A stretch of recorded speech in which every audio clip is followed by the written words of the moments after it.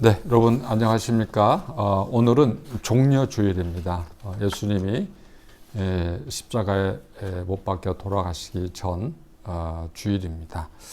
오늘은 요한복음 12장 12절부터 29절 말씀을 가지고 그들의 환호와 분노라는 제목으로 말씀을 전하게 되겠습니다.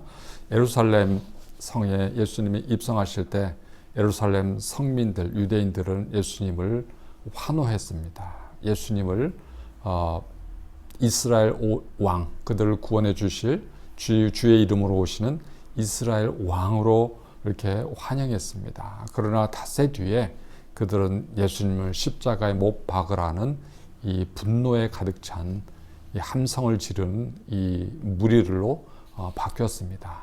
여러분, 저는 이 말씀을 묵상할 때마다 왜 환호했던 사람들이 갑자기 돌변해서 분노의 목소리를 표출한 사람들이 되었을까라는 것을 늘 궁금하게 생각합니다.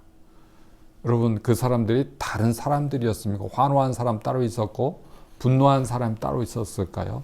저는 그렇지 않다고 생각합니다. 같은 사람이었을 거라고 추측을 합니다. 왜냐하면 그들의 환호와 그들의 이 분노에는 동일한 메시지가 있습니다. 그들은 예수님을 통해서 뭔가 자기들이 원하는 것을 얻고자 하는 그 욕망이 있었습니다. 그 욕망이 좌절되었을 때 그들은 환호의 목소리를 분노의 목소리로 바꾸어서 표출했던 것이죠. 여러분, 예수님은 십자가에서 우리를 위한 희생양으로 돌아가셨습니다. 그런데 우리는 예수님을 우리의 죄를 감추기 위한 희생양으로 죽였습니다.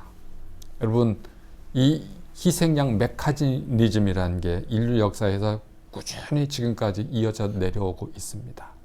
자신의 죄를 덮기 위해서, 자기의 책임을 모면하기 위해서, 자기의 위기를 넘기기 위해서 늘 자기가 책임지지 않고 다른 사람에게 책임을 전가해서 죽게 하는 그 희생양 제도라는 것이 지금도 있습니다.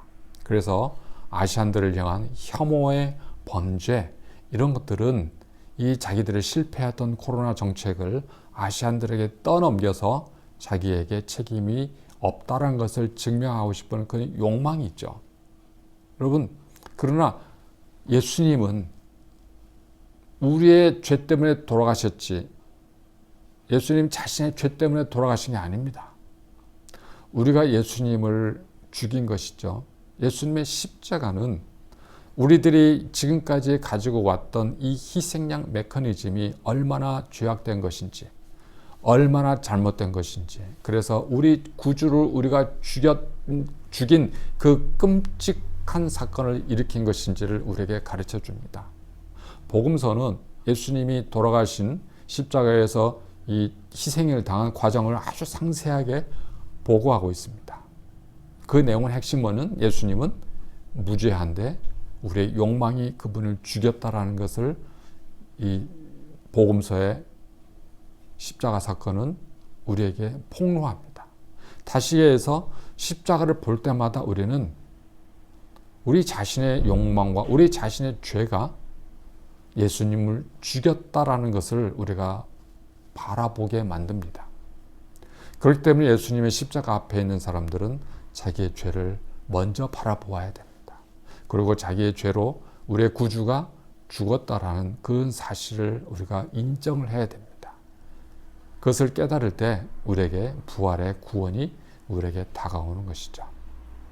여러분, 오늘은 종려주일을 맞이해서 우리가 가지고 있는 욕망이 무엇인지를 먼저 살펴볼 것을 여러분들에게 권유합니다. 예수님을 욕망하는 것인지 아니면 내 자신을 욕망하는 것인지에 따라서 우리는 예수님을 나의 죄를 덮기 위한 희생양으로 삼을 수도 있고, 우리는 예수님의 희생양 앞에서 내 죄의 벌거벗음을, 그 폭력성을 볼 수가 있는 것이죠. 여러분, 우리는 후자여야 됩니다. 우리는 예수님 십자가 앞에서 내 자신의 폭력적인 죄악된 모습을 발견해야 됩니다. 그래야 예수님의 십자가 희생이 의미가 있는 것입니다. 그래야 우리가 변화되기 시작하는 것이고 우리가 예수님의 부활에 동참할 수 있게 되는 것이죠.